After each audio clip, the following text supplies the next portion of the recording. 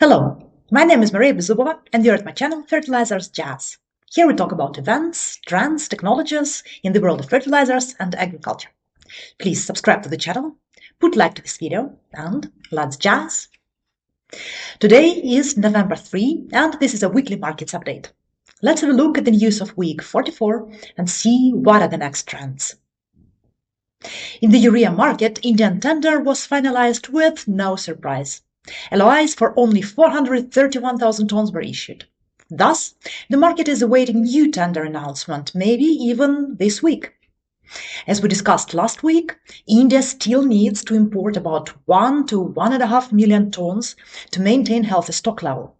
Such tender result pushed market prices across the globe, and last week Egyptian producers sold small volumes at higher level of $455 FOB, but further price increase was not accepted by the buyers. At the same time, Algerian producer succeeded selling to Europe at incredible $470 and then $480 FOB level. Nigerian Dangote also sold two cargoes above $400 FOB level. These sales are inspired by CBAM approaching, of course. European importers finally accepted the thought that there will be no downward correction anytime soon, and they need to step in the market right now in order to ensure delivery before Christmas time. And this trend will continue. Demand will pile during the next couple of weeks, pushing prices higher, I believe. Prices in the Black Sea also moved higher to $410 FOB range. In the Middle East, the trend was similar. Shiuchi sold a cargo at $410 FOB. Iranian producers sold multiple cargoes in $367 to $70 FOB range. Also, we need to take into account that Iran most likely will prioritize domestic household gas consumption versus fertilizer production soon, as it usually does during wintertime. So, supply from the region will tighten during top purchasing season, pushing prices up even more. US demand hasn't surfaced yet. It will come later in December, but forward activity for January was conducted on a bullish note. Brazilian CFR price corrected upwards in line with international FOB offers. Current level was evaluated last week between $415 to $30 range. So, bullish sentiment will definitely prevail now, with more demand surfacing from week to week. With China being absent with export volumes for at least the end of the year, and most likely until mid of Q2 next year, as it seems now, this trend will be supported.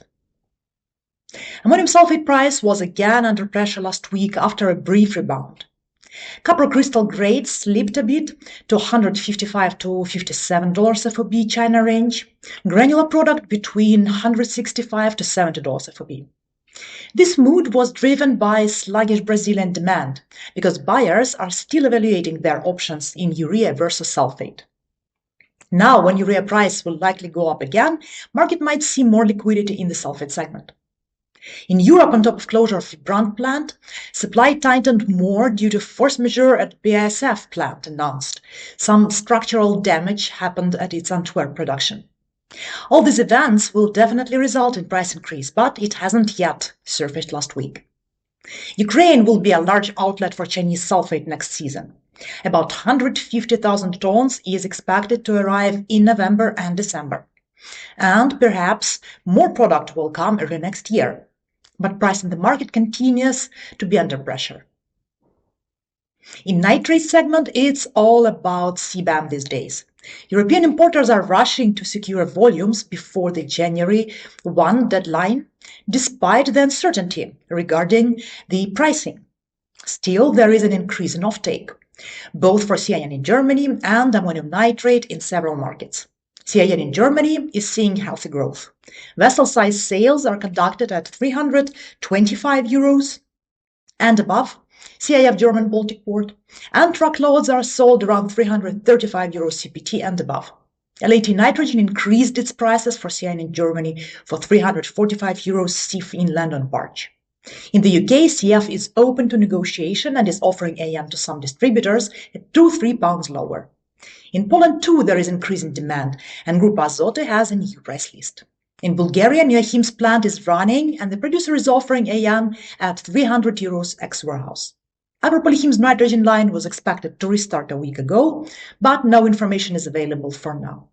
However, Baltic price remained under pressure last week due to inventories pressure. Brazil season is over. In the ammonia market, the main news was November price at Tampa settlement at the level $60 higher versus October. It didn't come as a surprise for the market amid tightening supply across the globe and healthy demand for direct application in the US. Nutrient plants in Trinidad are still idle. There was no solution agreed regarding port fees that was rumored last week. European buyers, same as in other segments of fertilizers market, are concerned by ammonia price increase after CBAM kicks in. Thus, Yara purchased a very large lot from Algeria last week, 60,000 tons for shipment during November and December. Algerian producer is almost out of spot tons until end of the year now. Spot supply from Middle East is also almost non-existing, so no fresh sales took place last week.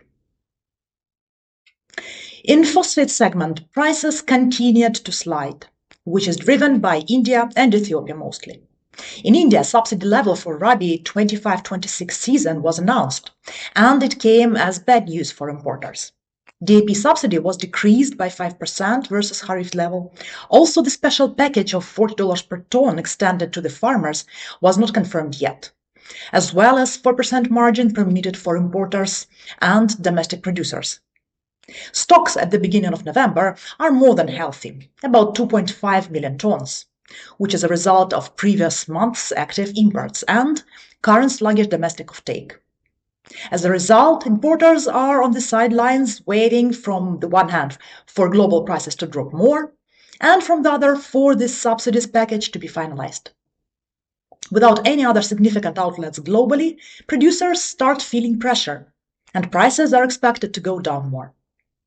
Indian levels are already discussed, touching $700 CFR floor, while last week actual sales of Russian and Saudi Arabian material took place within $725 to $28 CFR range.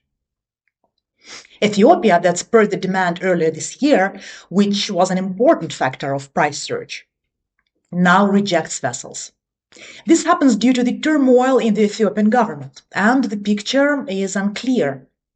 Several officials of Ethiopian Agricultural Business Corporation were dismissed, and future of more than 500,000 tons of initial DAP demand is vague. At the same time, supply from China is still under question. Market participants evaluated remaining quota around 300,000 tons, and rumors circulating in the market indicate that most of this volume will be supplied to Bangladesh in several cargoes, leaving no availability for elsewhere. Then China will step away from the international market until perhaps end of Q2 next year.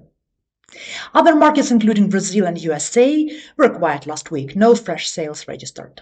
Generally, the affordability of phosphates is still very low, so further downward correction looks plausible and possible.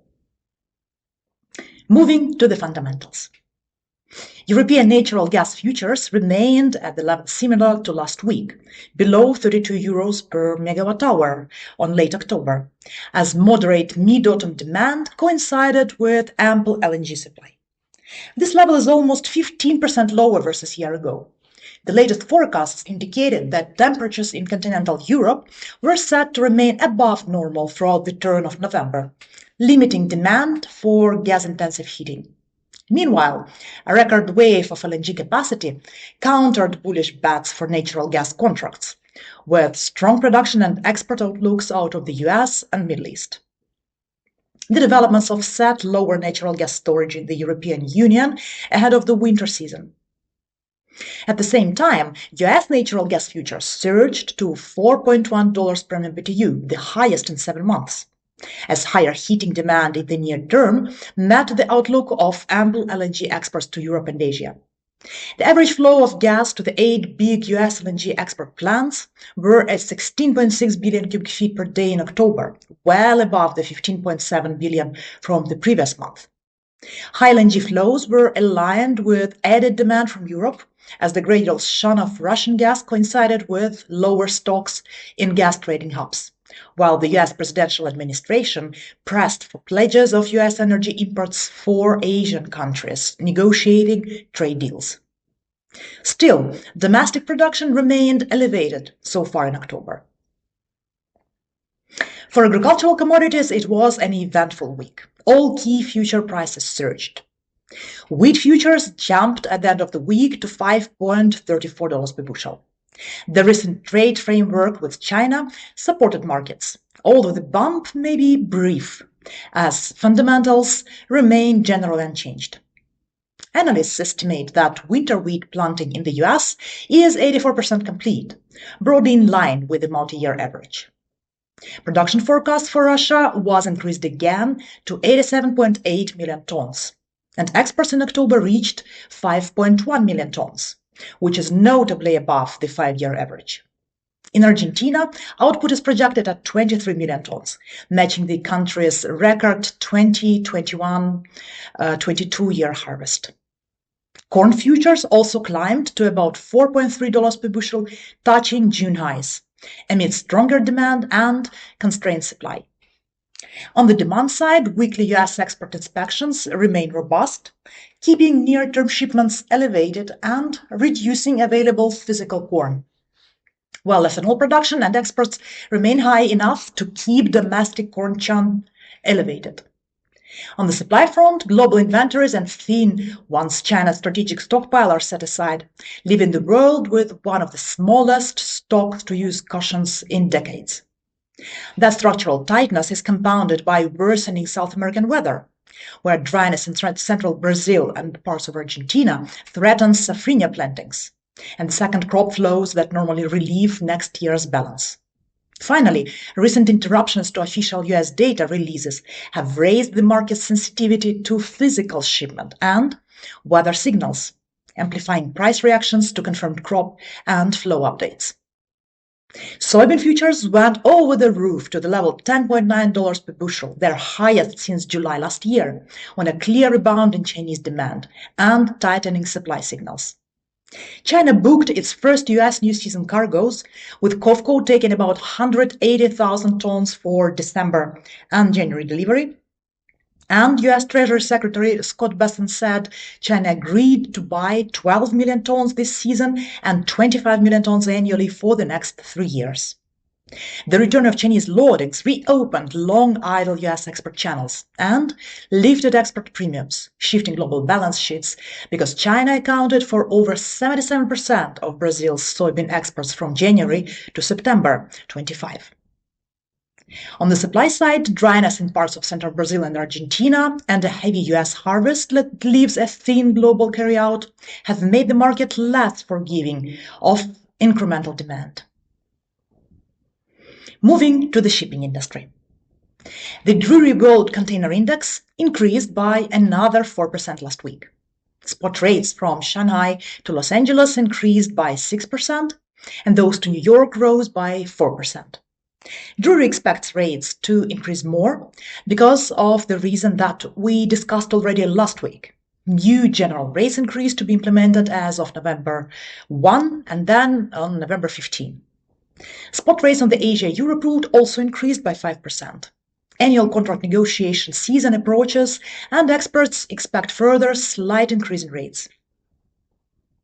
The Baltic Exchange Dry Index hovered at levels similar to last week, sliding just a bit.